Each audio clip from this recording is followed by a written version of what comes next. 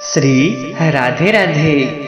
प्रिय भगवतजन, आज के सत्संग में हम चर्चा करेंगे आत्मा के विषय में। आत्मा क्या है, इसका स्वरूप क्या है, इसे कैसे समझा जा सकता है, आइए जानते हैं। आत्म तत्व का निरूपण पूर्ण रूप से तो संभव नहीं है, फिर भी हम आपके लिए आध्यात्म धर्म व वैज्ञानिक आधार पर जितना संभव हो सकता है बताते हैं। आत्मा या आत्मन पद भारतीय दर्शन के महत्वपूर्ण विचारों में से एक है।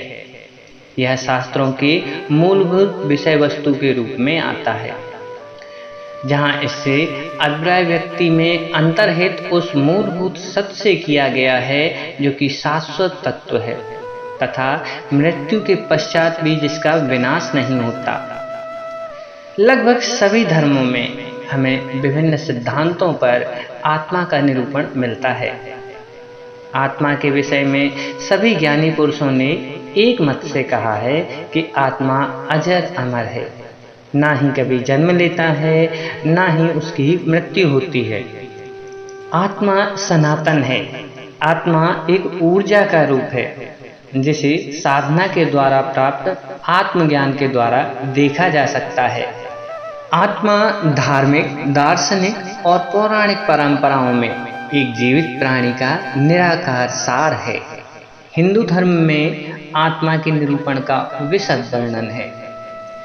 तैत्तिरीय उपनिषद में आत्मा के संबंध में कहा गया है, अनियो अंतर आत्मा विज्ञानमय, अर्थात विज्ञानमय शरीर के अंतर में आत्मा का सूक्ष्म रूप है जो शरीर से मुक्त भी होता है। श्रीमद् भगवद गीता में आत्मा के संबंध में कहा गया है कि उस आत्मा को शस्त्र से नहीं काटा जा सकता, अग्नि उसे जला नहीं सकता, जल उसे गीला नहीं कर सकता और वायु उसे सुखा नहीं सकता। जिस प्रकार मनुष्य पुराने वस्त्रों को त्याग कर नए वस्त्र धारण करता है, उसी प्रकार आत्मा पुराने शरीर को त्याग कर नवीन शरीर धारण करता है। आत्मा यानी परमात्मा का साक्षात अंश जो जीव मात्र में विद्यमान रहता है। मनुष्यों में छोटे से छोटे जीवाणुओं, कीटाणुओं में, बड़े बड़े पशुओं, पक्षियों में, सभी में आत्मा विद्यमान है।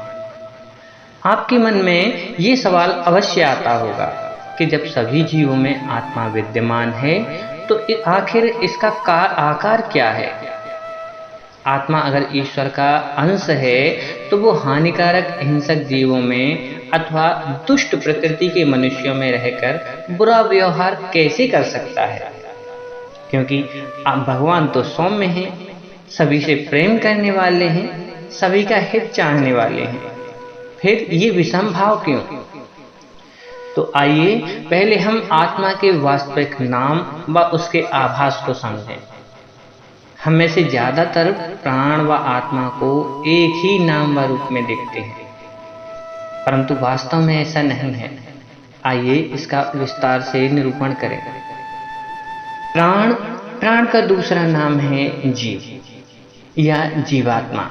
प्राण यानी जीव जो 84 लाख योनियों में अपने कर्म के फलानुसार भटकता है व अपने प्रारब्ध का भोग करता है। आत्मा का दूसरा नाम है चेतना।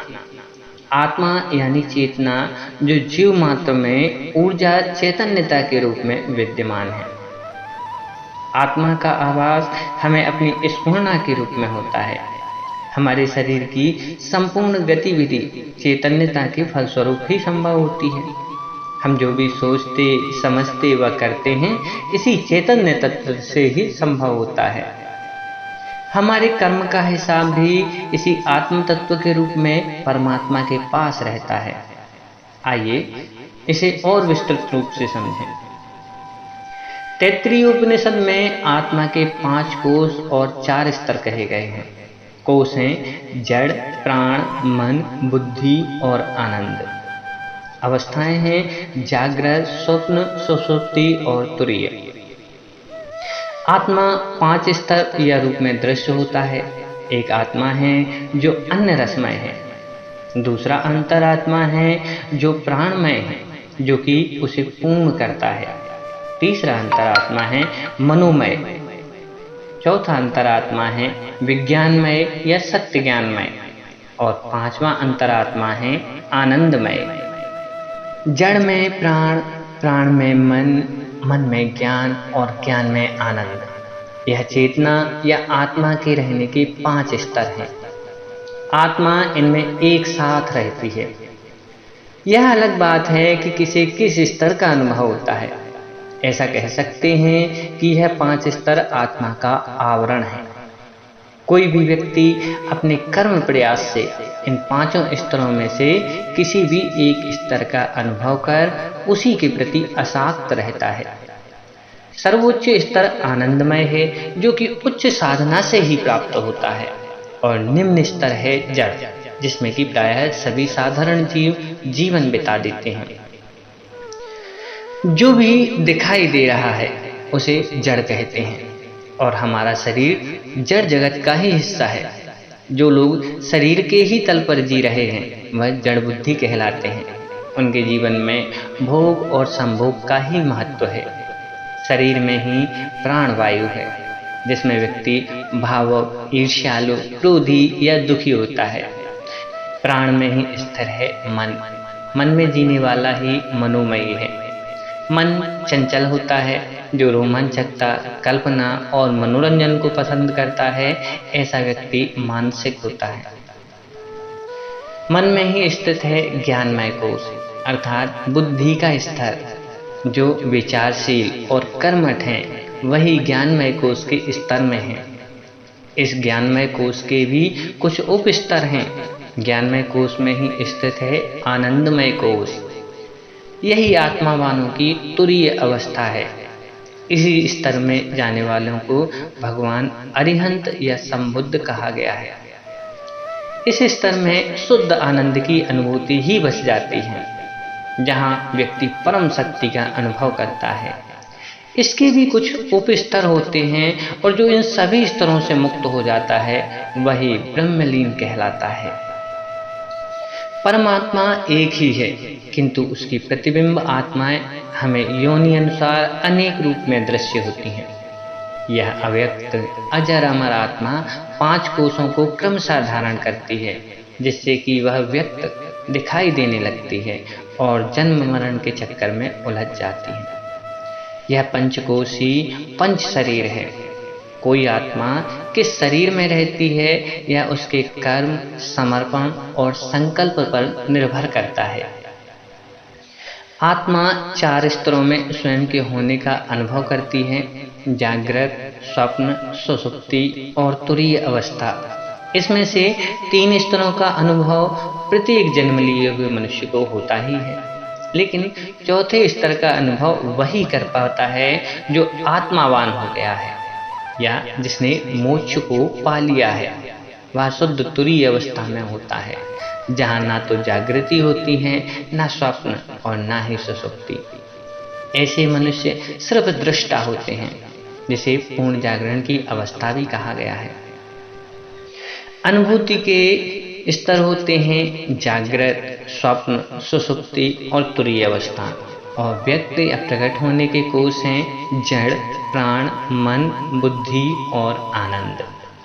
अंततः जड़ या अन्न रसमय कोश दृष्टिगोचर होता है।